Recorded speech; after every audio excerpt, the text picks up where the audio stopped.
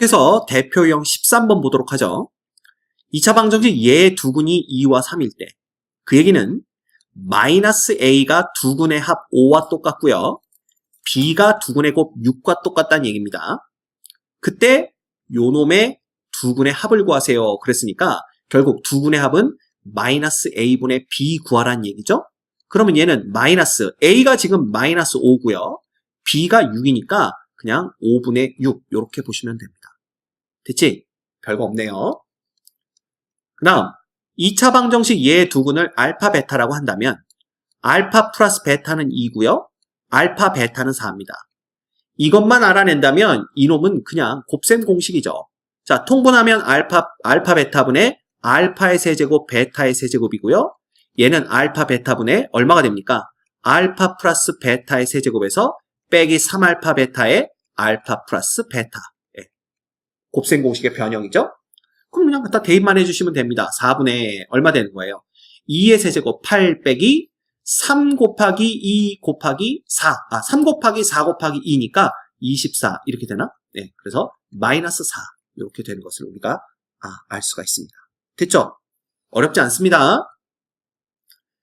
얘의 서로 다른 두 실근 알파 베타가 요놈을 만족한대. 그러면 알파 플러스 베타는 2고요.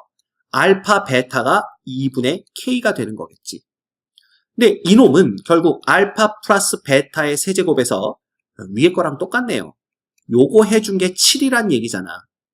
결국은 8 빼기 2분의 3k 곱하기 2가 7이란 얘기고요. 2하고 2하고 약분하고 나니까 k는 그냥 얼마가 되는 거야? 3분의 1 이렇게 되는 겁니다. 따라서 30k라는 놈은 정답 10 이렇게 구해낼 수가 있겠네요. 너무 쉽죠? 다 똑같습니다. 자, 얘의 두근이 A, B일 때 그러면 A 플러스 B는 마이너스 A랑 똑같다는 얘기고요. 그 다음에 A 곱하기 B는 뭐란 얘기야? A, B는 B랑 똑같다는 얘기입니다. 근데 A, B가 0이 아니란 얘기는 둘 다 0은 아니란 뜻이니까 여기서 양변 B로 나눠줄 수 있죠? B가 0이 아니니까. 그래서 A는 1이 되고요. A가 1이면 B는 마이너스 2가 되는 걸 알 수가 있네요. 됐죠? 뭐 A제곱 플러스 B제곱은 5. 329번. 세실수 PQR에 대해서 2차 방정식 얘의 두근을 알파 베타라고 할 때 그렇다면 알파 플러스 베타는 마이너스 P고요. 알파 베타는 Q가 됩니다. 근데 요놈의 두근은 2알파와 2베타래요. 그러면 2배 알파 플러스 베타는 마이너스 R이고요. 4배의 알파 베타가 P 이렇게 되는 겁니다. 그러면 요놈들의 관계를 보시면 결국 2배의 마이너스 P가 마이너스 R과 똑같으니까 R은 2배의 P가 되는 거고요. 그 다음 4배의 Q가 얼마가 되는 거야? P가 되는 거죠.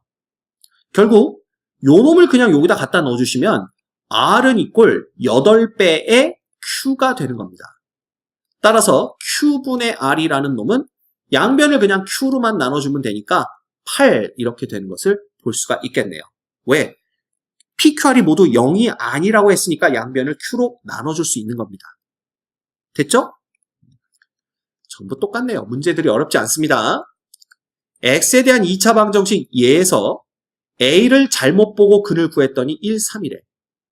그러면 A를 잘못 봤으니까 어쨌든 두근의 곱이 B가 된다라는 건 맞겠네요. 그죠? B는 제대로 보고 풀었을 테니까. 그래서 두근의 곱 3은 여기서는 2분의 B가 되겠죠? 이렇게 되는 거라 B는 이꼴 6인 걸 알아낼 수가 있고 그 다음 B를 잘못 보고 근을 구했더니 마이너스 1, 2였는데 이때 A는 제대로 보고 풀었을 테니까 두근의 합이 2분의 마이너스 A가 되는 건 그건 맞겠네요. 그죠? 그래서 마이너스 2분의 A 이렇게 됩니다. 결국 A는 마이너스 2가 되는 거죠. 따라서 A제곱 플러스 B제곱은 4 플러스 36이 돼서 40 요놈이 정답입니다. 그 다음 두 근을 알파 베타라고 했을 때 알파의 제곱 빼기 5베타의 값을 구하여라 라는 게 문제입니다. 여기서도 우리가 알 수 있는 건 알파 플러스 베타는 마이너스 5고요. 알파 베타는 마이너스 2인데 이 값을 가지고 알파의 제곱 빼기 5알파는 어떻게 구해야 되느냐 이런 문제가 생깁니다. 그렇죠? 근데 요 놈을 조금 변형을 하면요. 이 알파라는 놈이 얘의 근이니까 알파 제곱 플러스 5알파 빼기 2가 이꼴 0. 이거는 알고 있는 거잖아. 결국 여기서 알파 제곱은 마이너스 5알파 그 다음에 플러스 2가 됩니다. 그렇다면 이 알파 제곱 대신에 누굴 갖다 넣으면 되는 거야? 마이너스 5알파 플러스 2를 갖다 넣으면 되는 거예요. 따라서 이 식은 마이너스 5알파 플러스 2 마이너스 5베타가 되고요. 결국 마이너스 5로 묶어주면 알파 플러스 베타 플러스 2가 됩니다. 끝났죠? 그래서 알파 플러스 베타가 마이너스 5니까 이놈은 마이너스 5 마이너스 5 곱하면 25에다가 2를 더한 27이 정답이 되네요. 그래서 이런 경우에는 또 이 x는 이꼴 알파를 여기에 대입해서 이렇게 표현한 다음에 알파 제곱을 1차로 표현할 수 있게 이렇게 넘겨서 생각하시면 됩니다. 이런 문제들은 좀 봐둘 필요가 있겠네요. 오케이? 이 문제는 좀 여러분들이 확인을 다시 하시고요. 그 다음 2차 방정식 얘의 두근을 알파 베타라고 할 때 5제곱들의 합과 4제곱들의 합의 값을 구하세요. 이렇게 나와 있습니다. 여기서도 알파 플러스 베타가 마이너스 1이라는 거, 알파 베타가 마이너스 1이라는 걸 우리가 알고 있죠. 그런데 이걸 알고 있다고 하더라도 이 값을 구하는 게 상당히 어려워 보입니다. 그럴 때는요, 요 놈을 이용하셔야 돼요.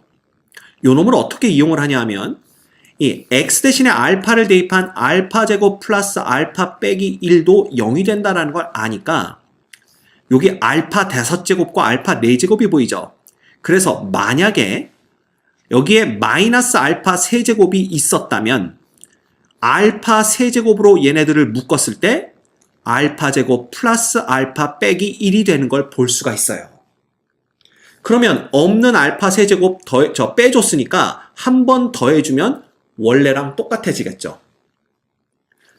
그런데 우리가 요 놈 있잖아, 요 놈이 0 되는 걸 알고 있기 때문에 얘가 0 되니까 그냥 이 텀이 0 됩니다. 따라서 남는 거는 알파 3제곱만 남아요. 즉, 알파 5제곱에다가 알파 4제곱을 더한 놈은 알파 3제곱과 똑같아진다는 걸 알 수가 있습니다. 그렇다면 베타도 똑같아지겠죠. 이것도 베타 5제곱과 베타의 4제곱은 베타의 3제곱과 똑같을 거 아니야. 왜냐하면 x 대신에 베타를 대입하면 베타 제곱 플러스 베타 빼기 1 이꼴 0 될 테니까. 그래서 우리가 얘는 알파의 3제곱 플러스 베타의 3제곱이 되는 걸 볼 수가 있습니다. 그러면 이놈은 똑같죠. 또 알파 플러스 베타의 3제곱 빼기 3알파 베타의 알파 플러스 베타 요 놈이니까 계산해 주시면 마이너스 1의 세제곱 해봤자 마이너스 1이고요. 그 다음에 요 놈도 마이너스 1, 요 놈도 마이너스 1이니까 곱해봤자 마이너스 3에서 정답은 마이너스 4가 되는 겁니다. 됐지? 이렇게 문제를 푸는데 이렇게 문제를 풀면 아니 선생님 그거를 어떻게 알아요? 여기다가 알파 세제곱을 한번 빼주고 더해줘서 요 꼴을 이용해야 된다는 걸 그걸 어떻게 합니까? 아마 그런 질문하는 학생들이 많을 거예요. 그래서 결론부터 말씀드리자면 이런 스타일의 문제를 한번 풀어본 사람들은 요걸 이용해야 되겠다라는 걸 알고요. 그리고 5제곱, 4제곱이 나왔으니까 3제곱을 한번 빼주면 요런 형태가 나오겠구나 라는 걸 눈치챕니다. 근데 만약에 그걸 눈치 못 챘다라고 한다면 여기서 알파 제곱은 1-알파다. 이걸 그냥 이용하셔서 푸셔도 돼요. 그러면 알파의 4제곱은 1-2알파 플러스 알파 제곱인데 알파 제곱이 1-알파니까 얘는 2-3알파가 됩니다. 그러면 알파의 5제곱은 뭐가 되는 거야? 여기다 알파 하나 곱해준 거니까 2알파 빼기 3알파 제곱인데 알파의 제곱이 1-알파니까 2알파 빼기 3 플러스 3알파 이렇게 돼서 얘는 5알파 빼기 3 이렇게 됩니다. 결국 이 둘에서 알파의 4제곱에 알파의 5제곱을 더한 놈이 이렇게 두 개 더하면 2알파 빼기 1이 된다는 걸 볼 수가 있고요. 그럼 베타도 똑같을 거 아니야. 결국 얘는 2배의 알파 플러스 베타에서 마이너스 1 빼기 2로부터 구할 수가 있고 알파 플러스 베타가 마이너스 1이니까 이건 마이너스 4구나 이렇게 구해낼 수도 있습니다. 그래서 처음 방법이 이건 정말 이건 생각해 주기가 너무 어려운데? 라고 생각이 되면 이런 식으로 접근하셔도 돼요. 됐죠? 그래서 이 문제도 여러분들이 조금 관심 있게 보셔야 될 것 같고요. 그 다음 얘는 x에 대한 2차 방정식 요 놈이 두 근이 양의 정수일 때라고 얘기를 하고 있습니다. a의 최소값을 구하세요. 즉 만약에 알파 베타라고 한다면 알파 베타는 양의 정수고요. 두 근의 곱이 120인 것은 명확합니다. 이때 a라는 놈은 뭐냐 하면 두 근의 합이네요.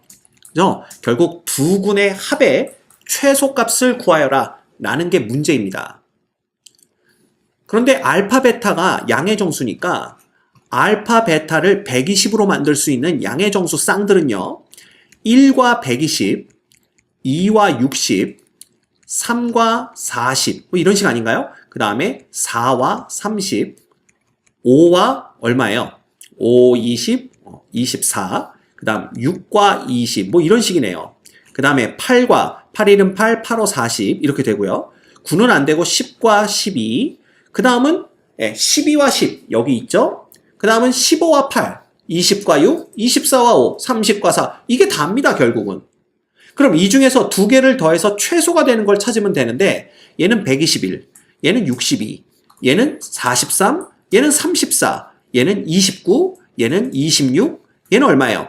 23, 요놈 22, 요놈이 제일 작네요. 그죠? 그래서 10과 12일 때 A가 22가 최소라는 걸 알 수가 있습니다. 자, 이런 경우에 둘 다 양의 정수고요. 곱이 일정하면 합이 최소가 되는 건 사실 우리가 뭘 알 수 있어요? 알파와 베타가 가까운 값을 가지면 가질수록 그 합은 최소가 된다는 걸 아니까 10과 12가 떨어져 있는 정도가 가장 가깝죠. 그죠? 그래서 10과 12일 때라는 걸 예상하시고 가장 가까운 수 두 수를 곱해서 120을 만들려면 어떻게 해야 될까? 이걸 생각하시면 조금 더 쉽게 푸실 수 있습니다. 그 다음 얘 두 실근의 절대값의 합이 6일 때 그러면 알파 플러스 베타는 4고요. 알파 베타는 마이너스 3분의 k인데 절대값의 합이라는 건 결국 절대값 알파 플러스 절대값 베타잖아요. 그지? 이놈이 이꼴 6이라는 거야. 그러면 양변 제곱하세요. 그러면 알파 제곱 베타 제곱 플러스 2배의 알파 베타라고 보셔도 되겠죠? 각각의 절대값을 곱하나 곱해서 절대값 해주나 그놈이 그놈입니다. 그래서 이렇게 되겠죠. 그러면 이놈은 요 알파 제곱 플러스 베타 제곱은 어떻게 되냐 하면 알파 플러스 베타의 제곱 16에서 마이너스 2알파 베타를 빼주는 거니까 플러스 3분의 2k가 되고요. 거기에다가 플러스 2배의 절대값 마이너스 3분의 k지만 그냥 3분의 k라고 써줘도 무방합니다. 어차피 절대값이면 양수로 바뀔 거기 때문에 그렇지? 그놈이 이꼴 얼마? 36이니까 우리는 여기서 알 수 있는 게 뭐예요? 2 곱하기 3분의 k 플러스 2 곱하기 절대값 3분의 k가 20인 거고요. 결국 3분의 k 플러스 절대값 3분의 k가 얼마? 10이라는 걸 알 수가 있습니다. 만약에 3분의 k가 음수였다면 요놈이 마이너스를 달고 나오기 때문에 그냥 좌변은 0이 되고 우변은 10이 돼서 등식이 성립하지 않고요. 따라서 3분의 k는 얼마이고 양수이고 각각 3분의 k가 5가 되면 합이 10이 되는 걸 볼 수가 있죠. 따라서 k는 얼마? 15인 것을 알 수가 있습니다. 됐습니까? 오케이. 그래서 이 문제의 정답은 15가 되겠네요.